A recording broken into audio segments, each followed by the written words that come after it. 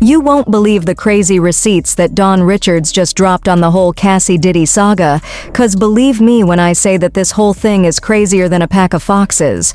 While most celebrities and the general public alike have been acting like the video footage of Cassie was actually a shocking side to Diddy's character, it turns out that this thing has been common knowledge in the industry for a while. Just recently, Dawn Richard blew the whistle on the shocking truth about Diddy's past, revealing that she witnessed him physically assaulting his ex-girlfriend, Cassandra Ventura, and facing severe backlash for trying to intervene. She claims that Diddy threatened her life, withheld her earnings, and subjected her to brutal working conditions, including sexual harassment and physical assault. But it's not just about Diddy's actions. What's truly scandalous is the music industry's failure to hold him accountable. The real scandal might be the industry's complicity in allowing such behavior to go unchecked. The truth could make us question the true power dynamics in Hollywood. Usher, who never imagined witnessing such cruelty, was jolted into action when Diddy attacked Cassie Ventura in front of him. This incident marked a turning point, leading to years of silence about the abuse. Now, Usher is breaking his silence to expose the full extent of the abuse. Now, let's dive into the explosive lawsuit filed by Dawn Richard. She's launched a lawsuit against Diddy, revealing a horrifying side of him that no one knew before. Dawn, who was once signed to Diddy through his label, Dirty Money, experienced firsthand the abuse that came with being in his inner circle. Aubrey O'Day, who spoke out about the abuse, was notably silent about Dawn's experience. Dawn had to keep quiet to avoid breaking her contract. Diddy threatened her with termination if she spoke ill of him. Faced with this ultimatum, Dawn chose to leave the deal. While Dawn has remained relatively quiet about her experiences until now, she shared a chilling moment where she accidentally revealed Diddy's violent tendencies towards her and her bandmate, Keena. She described how Diddy would lose control during rehearsals, making them feel worthless and trapped. In her lawsuit, Dawn paints a grim picture of her time under Diddy's control.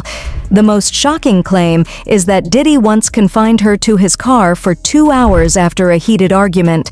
This incident occurred during a rehearsal for Saturday Night Live with Diddy Dirty Money, where Diddy's volatile behavior escalated to the point of a full-blown meltdown. When Dawn bravely confronted Diddy, he showed no mercy. He was ready to physically harm her.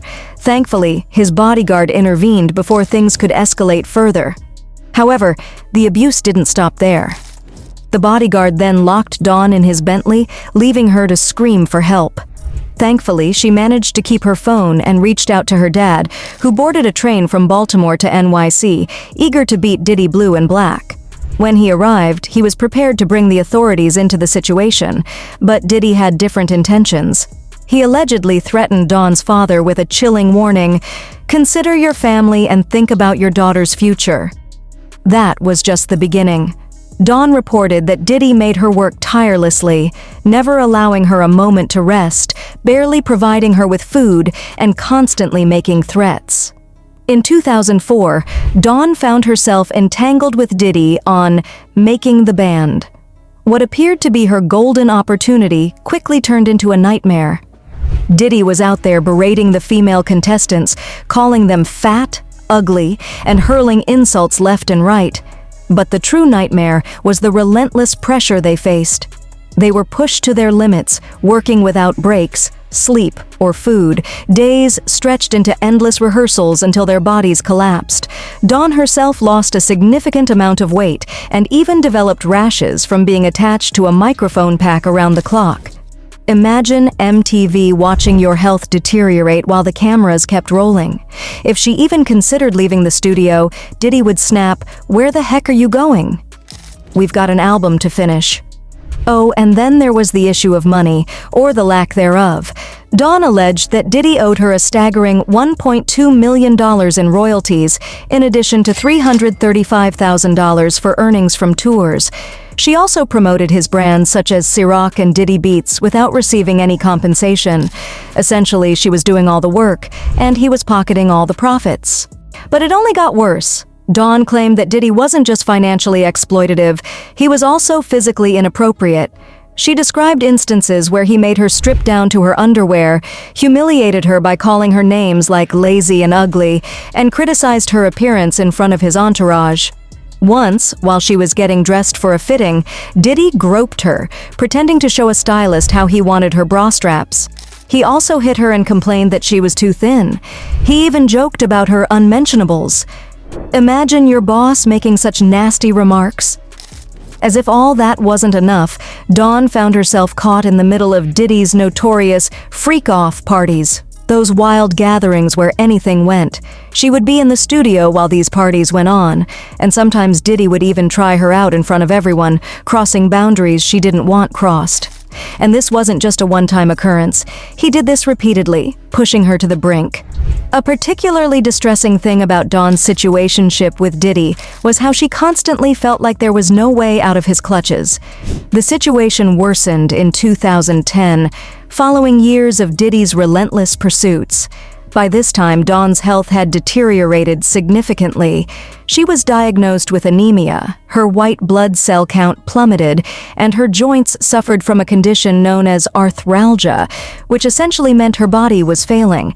And let's not overlook that Dawn was not alone in suffering under Diddy's influence. There have been indications of how Diddy mistreated Cassie, as captured on film.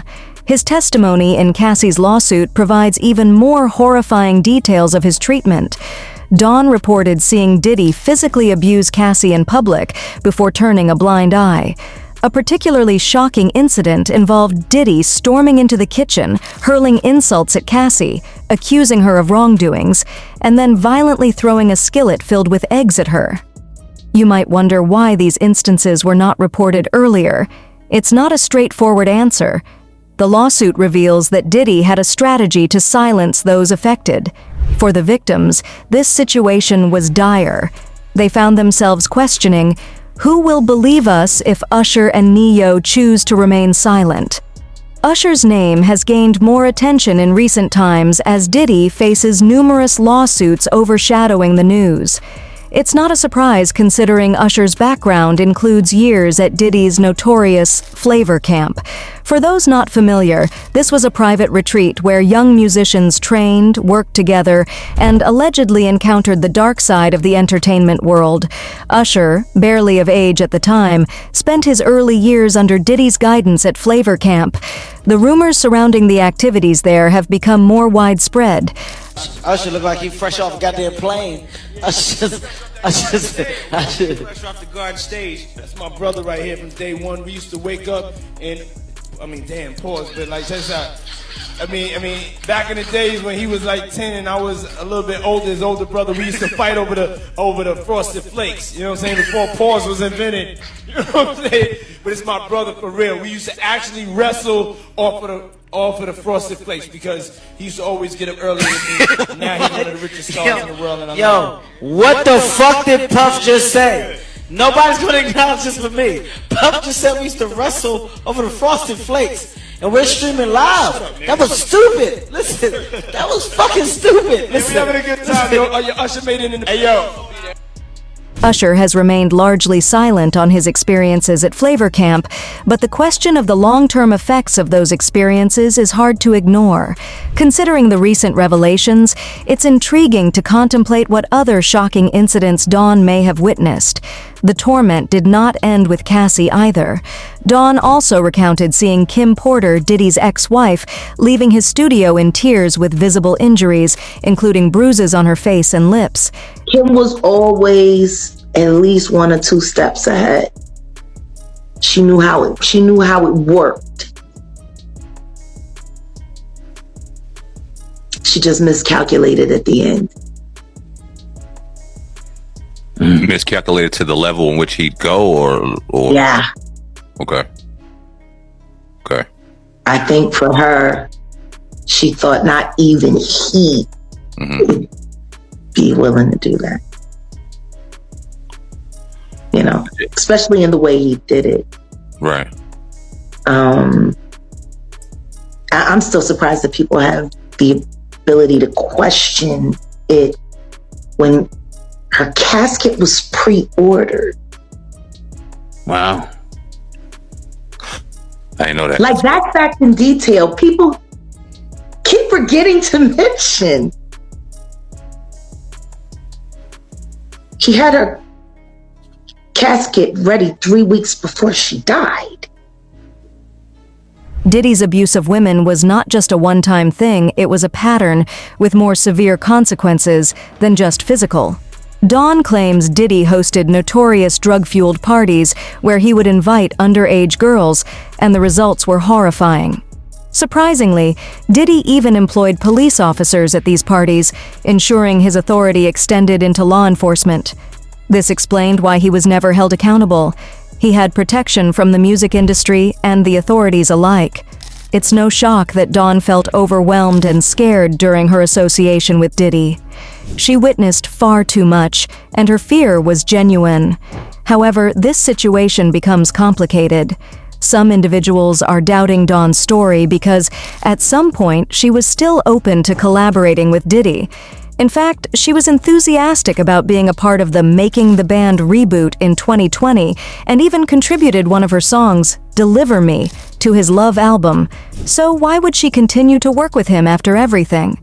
Diddy has been a key figure in the music industry for years. For someone like Dawn, who desperately needed to make it, it's understandable why she might have felt compelled to maintain a good relationship with him. It's important to note that the very fact that Dawn kept quiet for this long doesn't mean her allegations are unfounded. People often endure a lot when they feel their careers or even their lives are at stake. The situation becomes even more complex when Dawn's bandmate, Kina, publicly disagreed with Dawn's claims. Kina's perspective was that while she and Dawn shared certain experiences, she didn't view things in the same light. In essence, Kina chose to distance herself from the whole affair, which is quite understandable.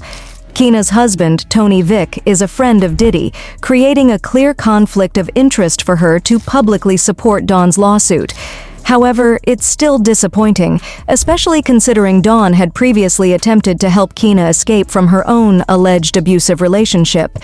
Ultimately, Dawn's experiences with Diddy might not align with Kina's, but that doesn't invalidate them.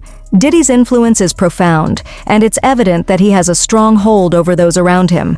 What's even more astonishing is that despite all this, Diddy's empire has only grown stronger. He secured a $50 million deal with Interscope as if nothing had happened. The lawsuit not only criticizes Diddy, but also brings Interscope, GE, and A&M Records into the controversy, accusing them of turning a blind eye to the violence while profiting from their association with him. Also, check our channel for more engaging videos like this, and thank you all for watching.